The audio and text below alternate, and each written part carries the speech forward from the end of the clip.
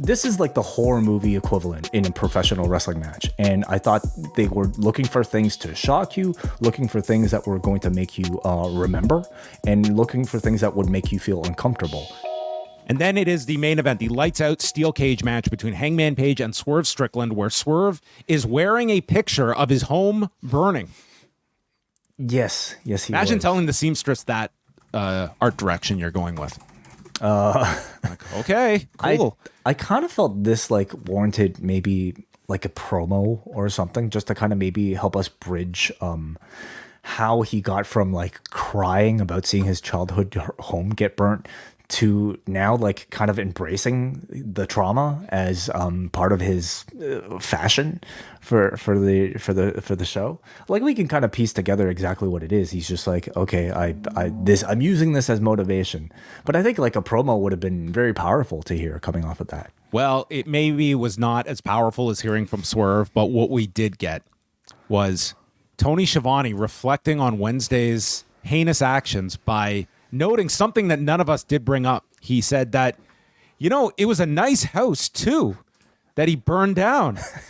And Jim Ross interjects and emphasizes what the house represents. It represents a memory. It was a sanctuary for his family. It doesn't matter how nice the house was. I think Jim Ross summarized it for... Dude, I thought Jim Ross was awesome in trying to get across these angles. And as ridiculous as this is, like him just distilling it down to what this represented. Jim Ross has a real talent for making things, or at least trying to like filter the ridiculousness of pro wrestling through like the lens of reality. And I guess he sometimes just good or bad, can't help but try to. I thought he did a really good job on these two matches for when he was like called upon, and like his outrage over just like, and we'll get into it in this match. But I mean, this was as expected, one of the more violent matches you are going to see from a national promotion. I would say they certainly borrowed from some classic CZW here late in the match. This was the official sequel. I know they had the three-way with Joe, but this was the official sequel to the Texas Death Match. Yeah. We got the staple gun spots where they're just stapling each other's chests and backs, and Swerve is literally removing the staples while smiling. So they're bleeding from these staple wounds. And then Swerve takes a photo of his family and staples it to the chest of Hangman. And Page gets cut open by the head. He brings in barbed wire, and Swerve gets rammed into the cage, so he is busted open as well. And JR is getting disgusted at the violence, stating that it's getting hideous. And you don't take barbed wire class at wrestling school. Page doesn't have room. I wonder if they do teach that now. I would think that some more modern schools, I'm sure, are getting into the intricacies of barbed wire usage and cinder blocks. We should mention the structure of the cage was like right wrapping around the ring. So there was no room on the floor to venture out to, nor was there room for Hangman to execute a buckshot lariat when he tried as well. So they were very much contained to the ring itself, although they did start with weapons inside of the cage, which would just escalate of what was in the mystery bin. So we get some brutal chair shots by Swerve with more brutal ones to come, and he lawn darts Hangman into a chair set up in the corner. And then we bring out the best supporting actor for this particular match, the Cinder Block, which is placed right in the center of the ring. And Swerve takes Page and hits him with a vertebraker, and his lower back comes down onto the edge, and they zoom in on his back. And this, if they do Cinder Block class at wrestling school, I would be a lot more I would be a lot more assured. But this looked like just the worst thing in the world to be doing to someone's back. A nice detail that I think they were doing was you had Swerve drop the Cinder Block onto the mat to show how heavy it was, to show this was not a worked. There was no give on this Cinder Block. It just stayed in this position for the rest of the match. Real Cinder Block. Cry me a river. So this was just nasty with the vertebraker spot, and then he does a swerve stomp, putting Hangman through a table, and Page pulls out burnt wood, which was the remains of the house which has been Splinter.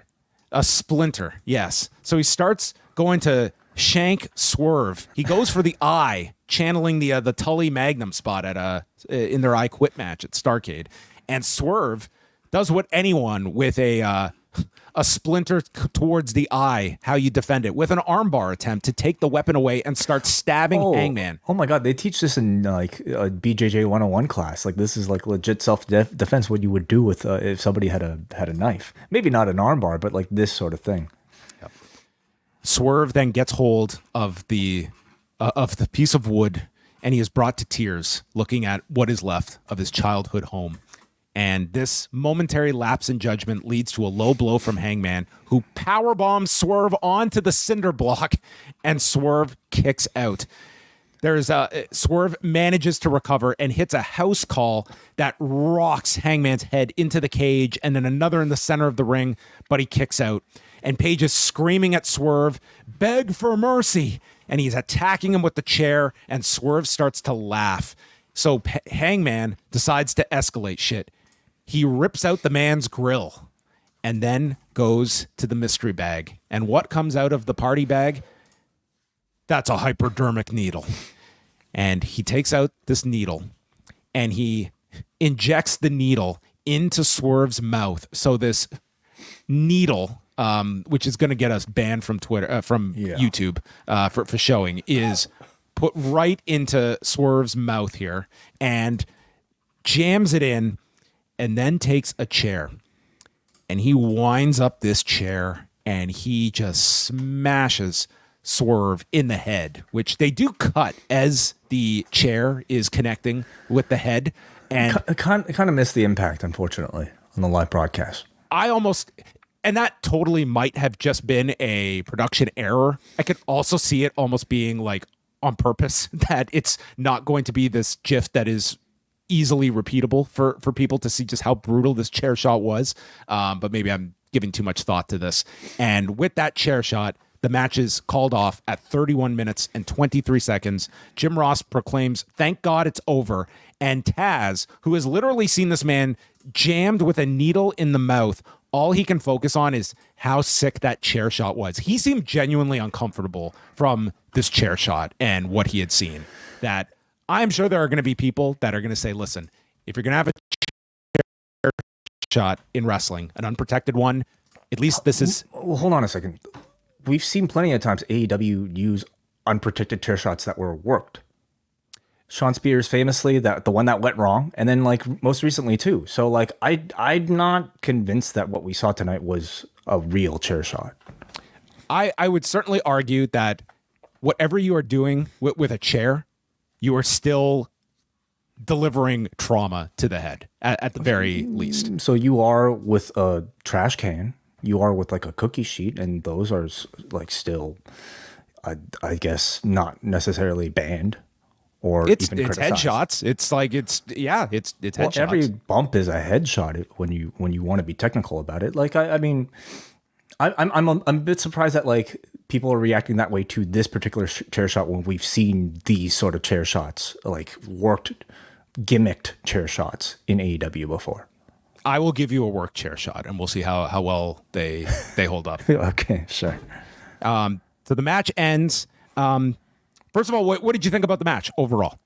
I think these two had a lot to live up to. They didn't just have to meet the expectations of the Texas Death Match. They had to live up to the hype of this house burning angle that just kind of set expectations that much higher now. How is a guy going to come back when somebody else this man has burned down his childhood home is the answer that they had to give. And you could tell how tough that was the moment that they pulled out the staple guns, and that was just a warm-up act to this match. I don't know if the overall, I don't know if this match was like as impactful as the Texas Death Match. I think that one was like truly shocking, but this lived up to it. It was a very worthy sequel, and it made me cringe several times. Now the cage setting, I don't know if the cage setting like this necessarily helped them out so much. I almost feel like it kind of more hindered them, because this essentially was more of a Texas Death Match, like similar to the Texas Death Match. But like in saying that, what was going to kind of make this match feel like it was a sequel to the prior one was the stunts that they were going to pull out, was the amount of like, this is like the horror movie equivalent in a professional wrestling match. And I thought they were looking for things to shock you, looking for things that were going to make you remember, and looking for things that would make you feel uncomfortable. The cinder blocks I thought worked massively well. I'm sure it did not feel very good if they were in fact real cinder blocks. What I was maybe most impressed by was the burnt piece of wood. It was probably one of the safest things that I think they've ever used in this feud, this like piece of wood. But because of the symbolism attached to the burnt house, and also because it looks like it's a guy stabbing somebody else with a knife, it created tremendous reactions that I think made for one of the most memorable parts of the match. And then, of course, they had to find a way to create a spot gruesome enough to close this entire thing out. And they came up with it in the form of this hypo what? Hypodermic needle. Hypodermic needle. Yeah. To me, did Terry Funk ever try this? This might have been a first. TBS did not give the go ahead to this in '89. This was the backup in case the plastic bag fell through. Yeah, it would have. It was going to take a lot to shock this crowd after seeing a plastic bag asphyxiation, and they came up with, I think, the spot. This did the trick. I felt this was a very satisfying, worthy follow up to the Texas Death Match. And imagine they flipped this and they did this to Danielson and Hangman got the plastic bag. Oh my God. Now, what if it's revealed later on? Do we know if this syringe was filled with something? Like, how evil would that be? Okay. That's why you tune into the follow-up TV. Oh my God. What did he the man was injected with. I mean, he went off the air unconscious, so we're left to believe. I mean, maybe he was, who knows? Yeah, I don't think this was at the level of the Texas Death Match, but to your point, I think anyone that wanted like the big follow-up, like they promised you one of the most violent matches that they could put together, and I think they gave you that. I watch it and I'm kind of torn that, we look at this, that it just seems as though for these types of matches, it's going to more and more lengths to show you how these guys are really going to harm one another and come up with the craziest shit. And during this match, like, you're hearing that this is awesome, we want fire. It's like your audience is screaming at you like, we're here for a show and we're going to they're just here to like entertain you and tell you like, we don't view this as like real. But the other side of the coin is going so far to tell your audience, look, this is real, what we're doing. And that's kind of where you have to go to now to get to this audience so that they take something as truly gruesome. I mean, I'm trying to think what they could possibly do to get the audience to think that what they were doing within the confines of this television show, within these ropes, was real. Like, other than, I don't know, like a screw job type of scenario, like that's how you would achieve that. Like, other than that, I think anything else that would take place is going to be seen as part of the show, is going to be seen as a sort of like, product of this audience's entertainment and enjoyment. And I don't think there's anything wrong with that type of reaction.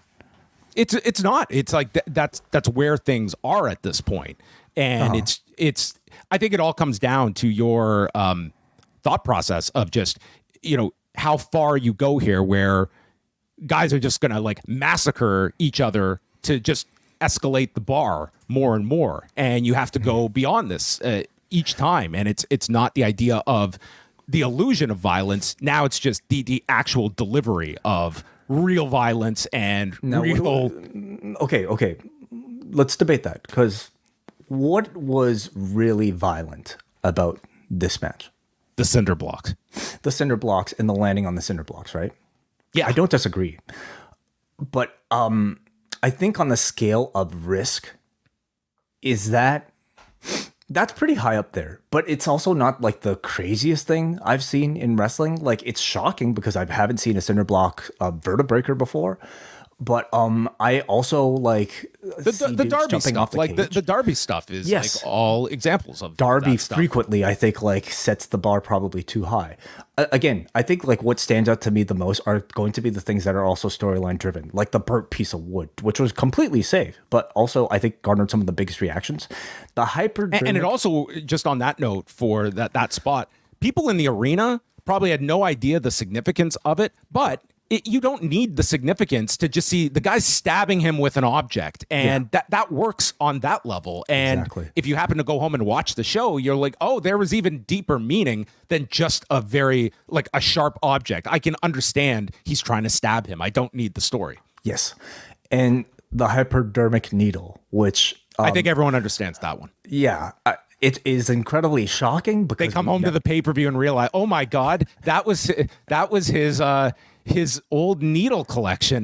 There was a sentimental attachment to those needles too. Yeah, I don't know. There's a if there- backstory. I don't know if there needs to be much explanation for the backstory for this one, but it's shocking because we've never seen a needle used in pro wrestling before. We are witnessing this essentially, level. At this yeah.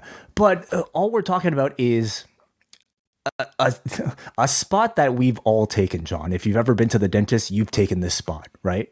Okay, and so this is relatively safe, but high on the reaction level. And I think ultimately in pro wrestling, you're looking for these things. These things are kind of perfect, like enough to elicit big reaction to let people think that it was a lot more painful and a lot more gruesome than it actually was.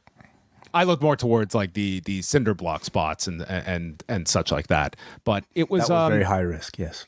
It was very high risk. But overall, But maybe there's an artistry to that we don't know about. I don't know if they invented that tonight, but we shall see. If you like this video, consider joining our Patreon, the Post Wrestling Cafe.